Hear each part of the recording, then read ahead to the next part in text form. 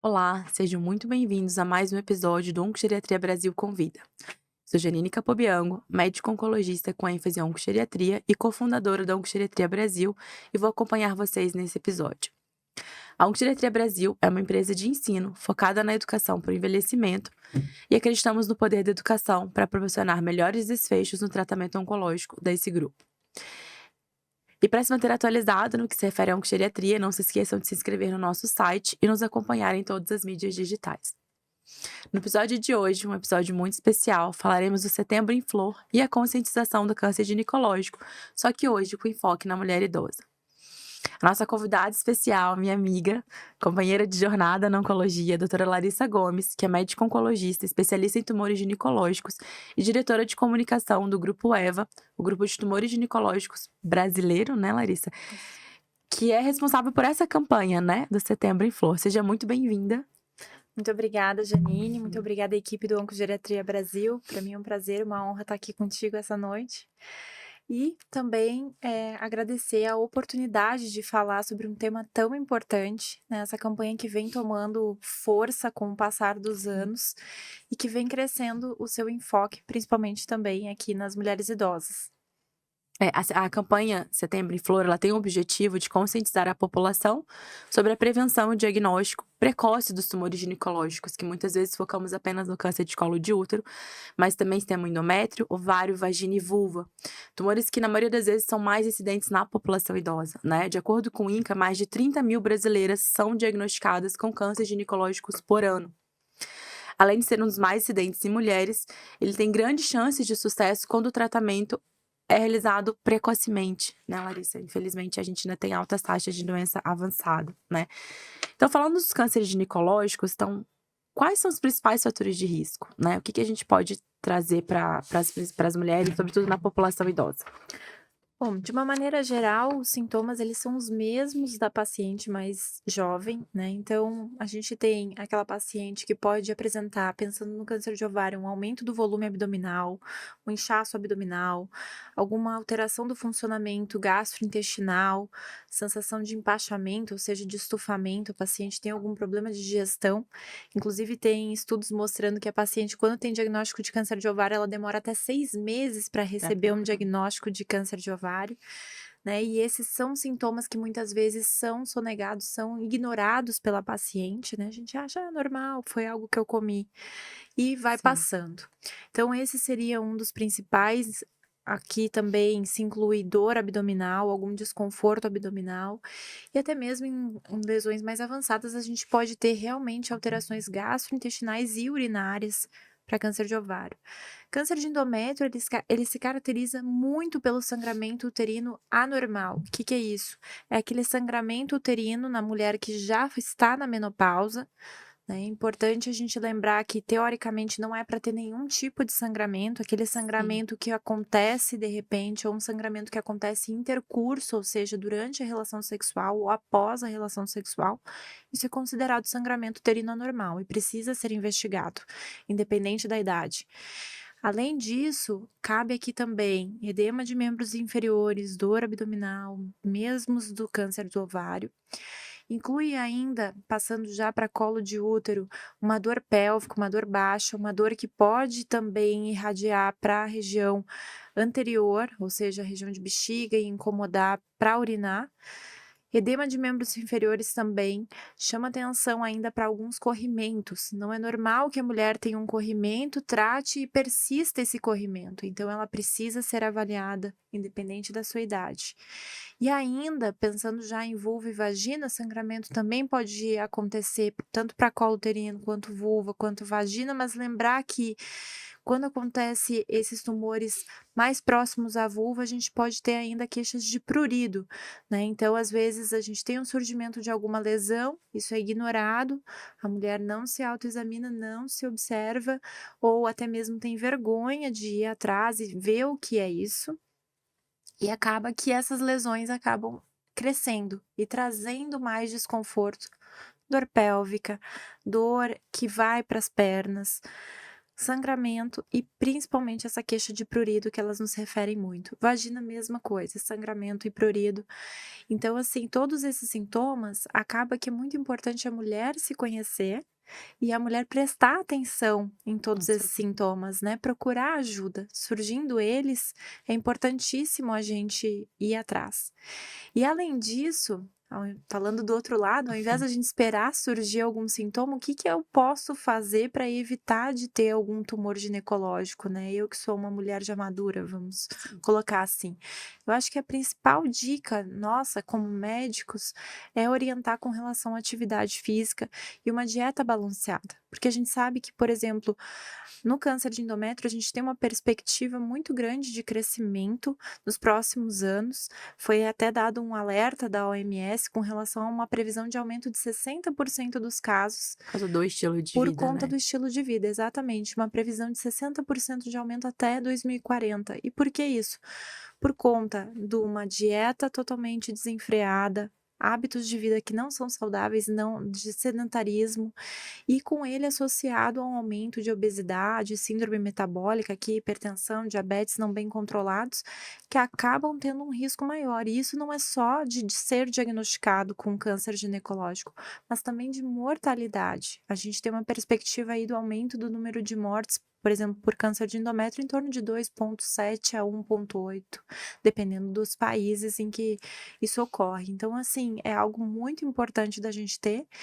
E com certeza a gente tem isso também para câncer de ovário, câncer de colo de útero, aqui já entra muito a questão do rastreamento, né, Sim. e dos cuidados que essa mulher tem. Muitas vezes a gente acha que por estar acima dos 50, acima dos 60, 70, não tem indicação de ir ao ginecologista e a gente sabe que não é Sim. bem assim, né. É importante a gente lembrar que essas mulheres têm vida sexual ativa, né, elas transam sim, acho que isso faz parte do ageísmo intrínseco, né, que muitas vezes a gente tem, e ele é da sociedade, é da equipe médica de subentender que ela não tem vida sexual ativa, então a gente teoricamente tem que interromper o rastreamento, Uhum. né. Então acho que é importante a gente trazer isso, né, Larissa, esse é um tema importante, que é o ageísmo com essa mulher, né, Sim. a gente tem que deixar ela à vontade, a gente precisa tocar nesse assunto, porque o rastreamento, ele tá associado à expectativa de vida daquele paciente, Claro. né. E até assim, às vezes é um preconceito nosso, né, Sim, de não digo de equipe de perguntar, saúde de né, não perguntar de mesmo. não colocar isso na mesa, né. E até se a gente parar para pensar, hoje em dia a gente tem dados de 80% dos homens, 60% das mulheres acima de 60 anos tendo relação sexual. Metade desses pacientes vão apresentar algum grau de disfunção sexual. E a gente tem ainda a grande maioria deles, 95%, não comentando isso com o seu médico. Então, assim, é algo que isso tô falando de pacientes rígidos. Se a gente entrar na população oncológica, a gente tem dados muito Sim, alarmantes, em que é muito impressionante. Quando a gente olha, por exemplo, câncer de próstata, a maioria dos homens foram orientados com relação à disfunção sexual. E quando a gente olha tumores femininos, mama e ginecológicos, é um valor muito sim. inferior de mulheres em que foi abordado previamente, antes de começar a tratar ou ao diagnóstico, o que pode acontecer com a sua sexualidade, como se aquilo não fosse importante e Sim. relevante para aquela pessoa. Então é extremamente importante a gente lembrar que isso acontece, e ainda vou trazer um outro dado, já que a gente está falando de vulva, vagina e colo de útero, lembrar a questão da imunodepressão que pode ocorrer por HIV. Como os idosos estão tendo relação sexual, muito se Uhum. esquece de procurar HIV nesses pacientes. E a gente teve um aumento de Sim, 103% de isso é assim. diagnóstico na população idosa.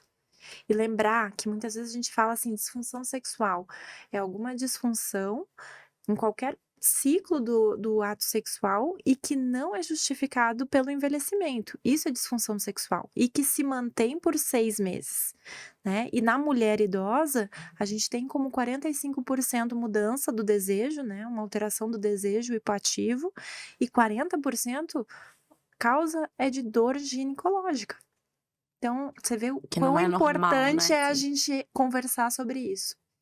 A gente precisa trazer isso, como você falou, acho que munir o paciente de informação é importante, né, eu acho que isso é o que o EVA faz brilhantemente, nos workshops, inclusive vocês estão sempre presentes, né, trazendo isso a gente precisa colocar essa mulher no poder, né, de conhecimento do corpo dela e de que ela é responsável por ela mesma, então acho que essa campanha tem esse papel. porque muitas vezes a mulher ela é subjugada ou sentenciada. E o que é mais triste foi o que você falou no início, né? Ela sentir vergonha de trazer, às vezes, uma lesão por algum motivo. Ah, porque eu sou idosa, não vou me preocupar com isso. E a gente acaba sentenciando a vida dela. Porque o diagnóstico precoce vai estar associado diretamente a quanto mais tempo ela vai viver, né? Então, acho que a sociedade tem esse papel, nós, como equipe de saúde, então é todo um coletivo, né, trabalhado. A questão da obesidade é uma coisa que muito nos preocupa, né? A gente tá num país em que a gente vê o Brasil crescendo vertiginosamente, esse principal fator de risco, que também eu acho que é uma responsabilidade nossa falar sobre isso, não só para o câncer, mas para todas as doenças, mas sobretudo para os cânceres ginecológicos, como você trouxe. A gente precisa passar a cuidar desse, como a gente conversou há pouco, né? Ser gestor do paciente em relação a cuidar da sua saúde, né? Para que não aconteça. A gente falou do rastreamento, mas tem algum tipo de rastreamento, Larissa? Explica pra gente um pouquinho, né? Existe sempre essa dúvida. Você falou do colo de útero, para os outros também tem? Fala um pouquinho pra gente. Então, se a gente falar de câncer de ovário e câncer de endométrio, infelizmente a gente não tem nenhum método de rastreamento, ou seja, de descobrir precocemente essas doenças. Para colo de útero, eu acho que vale algumas ressalvas aqui. Se a gente for pelo Ministério da Saúde, essas pacientes elas têm indicação de seguirem fazendo rastreamento para colo uterino até os 64 anos de idade. Porém, a gente tem um artigo publicado em 2023 pelo grupo alemão mostrando que 50% dos óbitos causados por neoplasia do colo de útero é em mulheres idosas. Então, a gente precisa rever os conceitos. No Brasil, esse dado chega a 35% das mortalidades ocorridas por colo de útero estarem na população geriátrica. Então, assim, interromper um rastreamento, acho que requer alguns cuidados. Por exemplo, é uma paciente que tem uma rotina ginecológica, é uma paciente que tem por hábito procurar o ginecologista, se conhece muito bem, notou alguma alteração, ela procura o médico, ela não fica em dúvida, faz com regularidade o Papa Nicolau. Então, é uma paciente que eu posso considerar, diferente daquela paciente que aparece uma vez na vida e não Sim. aparece mais. Segundo dado que é Até não tem recomendado, acesso mesmo, né? ou não tem acesso, que é outro problema, né? Sim. Isso é outro dado bem importante, que até fazendo um parênteses aqui, é uma crítica a nós, sociedade, principalmente comunidade de saúde, que muitas vezes essas pacientes que estão no SUS, elas procuram a unidade básica de saúde com sangramento. Aí o cara fala assim: não vou coletar seu Papa Nicolau, você tá com sangramento. Quando parar o sangramento, você volta. Imagina, gente, o sangramento pode ser uma das causas, Uhum. né? Uma das causas daquele sangramento estar ali pode ser um câncer. Precisa mais do que nunca colocar um espéculo e fazer um exame ginecológico. Então, isso é uma coisa que a gente tem que se atentar. Segunda coisa que eu chamo a atenção no caso das pacientes geriátricas é uma paciente que tem pelo menos 3 exames prévios, 3 exames seguidos, negativos, Papa Nicolau negativo, é uma paciente que eu posso considerar a interrupção do rastreamento. E por fim, agora com o advento do HPV-DNA, em que a gente faz essa avaliação da presença do vírus do HPV naquele colo de útero, eu consigo determinar se essa paciente tem um maior risco ou não. Caso o HPV-DNA venha positivo, essa não é uma paciente candidata à interrupção do rastreamento, porque lá na frente ela pode desenvolver alguma coisa. Lembrando que pacientes geriátricos, eles têm uma alteração de imunidade e o câncer do colo de útero está muito correlacionado com imunidade, uma queda da imunidade, uma vinda, uma expressão maior do HPV. Para vulva e vagina, acaba que o exame especular e exame ginecológico também é importante. Então, por isso a importância dessa paciente estar presente, ir à unidade básica, ir ao ginecologista, passar por uma avaliação pelo menos anual, para poder ter uma noção de como que está a sua saúde e não correr nenhum risco. Ainda, não existe nenhum método de rastreio para vulva ou vagina, mas o exame ginecológico em geral ele corresponde. Lembrar que se tem algum sintoma comentar, né, a questão do prurido aqui cai muito como Sim. uma luva, né, se a paciente sente algum desconforto na relação sexual, é importante comentar. Agora a gente já indo pro tratamento, né, Lari? A gente sabe que a abordagem cirúrgica é uma principal estratégia, inclusive com maior intenção curativa. Muitas vezes a gente tem um diagnóstico muito avançado, então ela não tá não é uma possibilidade que a gente vai poder utilizar. E temos estratégias de tratamento sistêmico, né. Você pode falar um pouquinho pra gente, como oncologista, quais são as principais estratégias? Sei que é difícil abordar todas, né, mas assim, só Vamos as lá. principais modalidades, né, pra gente entender um pouquinho. Bom, eu acho que eu começaria pelo ovário e endométrio, em que a gente tem como principal estratégia aqui o tratamento cirúrgico, seguido de tratamento sistêmico, a depender do risco.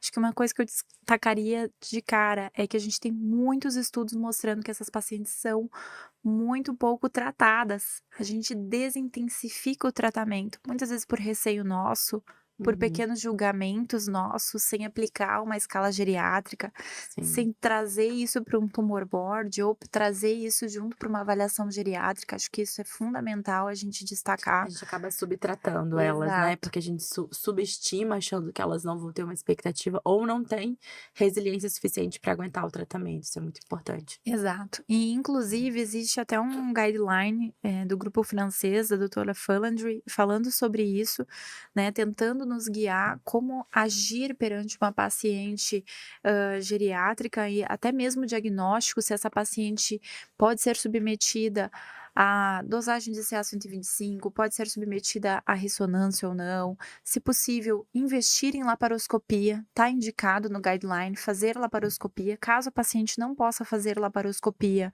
há outros métodos da gente tentar inferir que isso seja uma doença do ovário, do endométrio através de biópsia ou até mesmo, daquela relação entre o CEA e o CA-125 para poder determinar qual que é o sítio primário daquela paciente. Ainda, aqui é igualzinho a paciente que é mais jovem, se a paciente é candidata à cirurgia upfront, ou seja, primária, deve ir à cirurgia. E ainda existe dado mostrando que quando essas pacientes vão à cirurgia, elas são menos, ressecadas, então elas atingem menos o que a gente chama de ressecção R0, ou seja, citorredução completa. Porque as pessoas têm medo também, né, o cirurgião que fica com receio de ser mais invasivo com aquela paciente. E no fim isso prejudica essas pacientes, a gente vê que quem recebe um tratamento menos invasivo, menos Faz sentido. intenso, vai ter uma pior sobrevida do que aquelas que recebem. Então são dados importantes. Segundo que eu trago aqui seria com relação à quimioterapia. A gente tem um estudo super importante e é o mais relevante na oncoginecologia, que é o estudo do EWOC-1. Esse estudo buscou avaliar algum tratamento que seja específico para idosos. A gente achava que, você lembra disso, fazer menos droga para paciente oncogeriátrica vai ser melhor, ela vai sofrer Uhum. menos. Porém, a gente tem esse estudo fazendo a comparação entre carboplatina isolada versus carbitaxol, que é a grande vedete da oncogineco, né? Carbitaxol semanal versus carbitaxol a cada 3 semanas, que é o tratamento padrão. E o que a gente viu foi que as pacientes que completaram os 6 ciclos propostos de tratamento, ficou em 48% para carboplatina isolada, 60% para quem fez carbitaxol semanal e 65% para quem fez carbitaxol a cada 3 semanas. Então você vê, a gente está totalmente errado em Uhum. desintensificar o tratamento para essas pacientes. E aí, se a gente vai para as escalas de sobrevida, a gente vê que as pacientes que receberam carbetaxol a cada 3 semanas, elas têm uma melhor sobrevida, tanto livre de progressão, quanto de sobrevida global.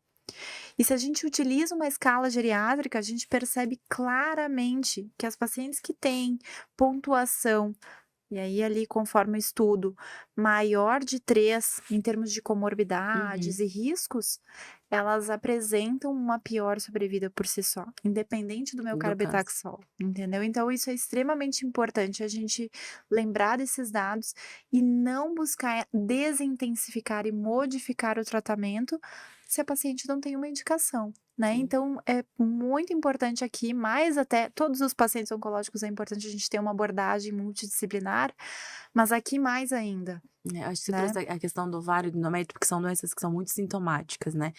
Então a gente precisa dessa avaliação global do paciente para entender se aquele paciente está aquela paciente, né, no caso, está fragilizada pela atividade da doença na qual eu tratando essa paciente, ela vai recuperar dessa fragilidade, dessa vulnerabilidade, ou seja dela previamente, né. E a gente como oncologista tem o nosso viés que é muito difícil, né, eu acho que a oncogeriatria ela entra nesse papel, e fala: "Não, espera aí, essa paciente tá assim por causa da atividade da doença, ela merece tratamento, porque senão eu impacto na sobrevida, né, negativamente pra ela". Exato, e isso é muito importante, porque a gente Isso em está todos os falando cenários, né. a gente tá falando de doenças aqui que causam ascite muitas vezes, né, aumento do volume abdominal, desconforto abdominal, e a gente vê a paciente naquela condição, mas por conta da ascite, por conta Sim, daquela situação do momento, mas eu sou capaz de reverter isso com o tratamento. E segundo, uma coisa que a gente acabou não comentando aqui, é colocar isso para a família e para a paciente. A paciente pode optar por não realizar um determinado tratamento, né? sim. E tá no direito dela. Então, assim, todas essas etapas são importantes de serem discutidas e colocadas. Lembrar também que a gente tem um polifarmácia muito importante nessas pacientes. Polifarmácia também influencia negativamente, né? E ainda as interações medicamentosas que a gente pode ter. Então, sempre que a gente for prescrever uma quimioterapia para essas pacientes, é preciso ter uma farmacêutica ali, algum profissional que esteja vigilante sobre esse assunto. Para encerrar o ovário, né, e Hum, passar para os outros, acho importante destacar com relação aos inibidores da PARP, lembrar que pesquisa de mutação de BRCA e HRD não é restrita por idade. Tenho uma paciente de 82 anos, não tinha histórico familiar, eu pedi o teste, ela veio BRCA mutada. ai que E legal. hoje está em uso de inibidor da PARP. Então, assim, idade não significa que a paciente não apresente. Então, é importante a gente, como oncologista, pesquisar e também dar a chance dessas pacientes receberem a medicação. Né? No Brasil, a gente tem 2 medicações aprovadas, qualquer uma das duas podem ser utilizadas. E lembrar que é outro dado muito importante: nenhum desses estudos colocou a idade limite máxima, ou seja, nós podemos incluir essas pacientes, elas estão representadas. E só cuidar, obviamente, que com os efeitos Respeito de hematológicos, toxicidade. gastrointestinais e ainda recordar que inibidores da PARP podem alterar a creatinina e isso não corresponder à perda de função renal, e isso é muito importante na paciente idosa. Para câncer de endométrio, a gente tem mais recentemente o uso das imunoterapias, trazendo aqui nesse cenário.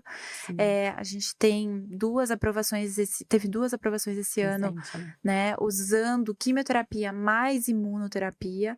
Acho importante destacar aqui no câncer de endométrio, em que nós temos, uma população, a grande maioria acima dos 60 anos de idade, então majoritariamente a gente tem pacientes geriátricas. Lembrar que esses estudos também incluíram essa população, então a gente, pode incluir como nosso hábito na rotina de incluir quimio mais imuno, prestar atenção para eventos imunomediados que podem ocorrer, durante o tratamento. Destaco ainda que para as pacientes que têm deficiência do mismatch repair, têm síndrome de Lynch, a gente tem uma previsão aí em torno de 30% da população com câncer de endométrio com deficiência do mismatch repair. A gente ainda não tem dado para a primeira linha para descalonar tratamento e fazer apenas a Sim, imunoterapia, mas na segunda linha sim. Lembrar também da hormonioterapia, por que não para essas pacientes, doença indolente, grau 1, grau 2, endometriose, oligometastática é uma ótima opção para essas pacientes, sim. né? Fazer a hormonioterapia e usar como ponte talvez para imuno, para quem for deficiente. E a imunoterapia aqui, a gente tem resultados incríveis. Eu tive uma paciente de 85 anos, usou 4 anos de imuno, foi incrível. Né, a gente controlou a doença por um tempo com hormônio, depois manteve a imuno e ela acabou falecendo por outras causas. Então, assim, acho que a gente atingiu o nosso endpoint, que era trazer qualidade de vida, trazer vida para ela e oportunidade de viver mais junto aos seus familiares. Passando para colo de útero, mesma coisa, a gente teve aprovações aí De imuno. recentes de imunoterapia associada à químio. Aqui, no colo de útero, eu chamo um pouquinho mais de atenção porque a gente não faz cirurgia para tumores mais avançados, né, localmente avançados e metastáticos. A gente faz geralmente associação com radioterapia e é importantíssimo ter essa discussão principalmente de disfunção sexual, dor pós-tratamento, a necessidade de fazer fisioterapia pélvica, que muitas vezes a gente acaba passando. Ah, mas a paciente não tem cobertura pelo convênio, não tem como fazer fisioterapia pélvica. Então a gente tem que orientar. Sim. Orientar com relação ao uso de dilatadores vaginais, orientar quanto às possibilidades de toxicidade, tanto gastrointestinal quanto urinária, dor, estar atento, perguntar à paciente: está conseguindo ter relação? Quer conversar sobre isso? Se tornar aberto. E outra dica que eu trago aqui, que eu uso muito, é mostrar no YouTube. Eu mostro alguns videozinhos, algumas orientações de fisioterapia pélvica, por mínimo que seja, isso pode fazer muita diferença na Sim. vida das nossas pacientes. Passando para câncer de vulva e vagina, aqui também o tratamento cirúrgico inicial para tumores iniciais, em casos avançados, quimio-rádio. Não tem ainda dados muito seguros com relação à imunoterapia nessa população, mas lembrar, novamente, não desintensificar o tratamento. O que a gente tem são estudos mostrando que mesmo cisplatina concomitante à rádio são bem tolerados por essa população e a gente muitas vezes consegue atingir resposta completa, que é o que a gente quer, Sim. né? Controle completo dos sintomas, qualidade de vida e, de novo, buscando sempre orientações com relação a físio, higiene, enfim, todo esse manejo holístico aí, digamos assim, das pacientes oncogeriátricas. Você trouxe coisas muito importantes. Eu acho que a gente tem que entender que a gente trata pessoas e não doenças, né? E na mesma velocidade que a gente tá personificando o tratamento, falando de medicina de precisão, você trouxe, né, a questão da mutação do BRCA, a gente não pode subestimar essas pacientes, a gente tem que sim solicitar, né, a gente tem acho que mais de 25% nas evidências de mutação na população, 60, 75 mais, né? Então, a gente precisa não subestimar. E muitas vezes não subestimar o tratamento. Você trouxe muito bem isso. A gente precisa individualizar o tratamento, né? Quem realmente precisa. Tanto o cirúrgico, quanto o clínico, né? Quanto a quimioterapia. A gente ficaria aqui horas falando, né, Lari? Mas acho que ficou bem claro que a principal forma de cuidar do câncer ginecológico é reduzindo os fatores de risco, que são formas democráticas, que todo mundo tem acesso, entre aspas, né? Não é tão simples a gente falar isso para a população geral, mas o que a gente pode fazer é estimular a comunidade como toda a ter uma alimentação saudável, praticar atividade física, com adequado acompanhamento médico, né, da equipe de saúde presente. Nesse episódio a gente conversou sobre Setembro em Flor e a conscientização do câncer ginecológico no foco na mulher idosa. Espero que tenham proporcionado para vocês um olhar ampliado sobre câncer e envelhecimento. Agradeço mais uma vez, Larissa, onde a gente pode te encontrar, se você tem um recado final pra gente. Bom, eu vou fazer primeiro um convite a todos a estarem ligados nas redes, no nosso site do eva.org, com o lançamento da nossa campanha do Setembro em Flor. Durante todo o mês de setembro vai ter diversas atividades, tanto aqui em São Paulo quanto em outras cidades espalhadas pelo Brasil. E a campanha desse ano ela vai focar em viver bem, né? Então caiu como uma luva o teu convite pra gente. Então, como viver bem, conviver, se respeitar, se olhar, essa vai ser a nossa campanha. Então, faço um convite a todos a participarem. E caso queiram me acompanhar, eu estou no Instagram com @oncolarissa_gomes. Vai ser um prazer também discutir, adoro participar de discussões e poder ajudar a espalhar mais informações com o Oncogeriatria Brasil. Muito obrigada, Janine, pela oportunidade mais uma vez. Eu que agradeço, foi maravilhoso. Lembre-se de se inscreverem no nosso canal, no nosso site, nos acompanhar nas principais mídias para ficarem atualizados no que se refere à oncogeriatria. Agradecemos a audiência e até o próximo.